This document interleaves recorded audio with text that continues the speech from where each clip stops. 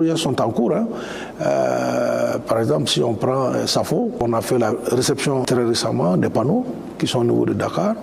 Et j'ai envoyé une équipe la semaine passée aussi en Chine pour faire la réception en usine des ondulaires. Donc vous voyez, les matériels sont déjà en cours de route. Et, au niveau du site, les travaux de génie civil aussi avancent à hauteur de souhait. Pour Sanakoroba également, les gens pensent que dès qu'on pose les premiers panneaux aujourd'hui, demain on a... Non, mais pour fabriquer des panneaux pour 200 MW, ce n'est pas stocké dans un magasin. Et pour le faire aussi, ça prend du temps. Vous voyez, donc c'est pas chose aisée parfois. On aurait voulu que ça soit, mais il y a des contraintes, il y a des contraintes, il y a des procédures, donc ça nécessite parfois des allers-retours.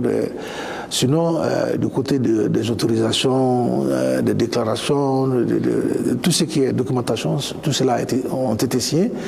Seulement, il y a des caractéristiques de panneaux qu'on doit aller vérifier. Est-ce que c'est conforme au cahier des charges, est-ce que c'est conforme aux normes? Sinon, le projet avance. Donc il n'y a plus de problème de site, il n'y a plus de polémique autour d'un quelconque site par rapport à ces centrales? Non, il n'y en a plus. Sur les 3 sites, il n'y a aucune charge.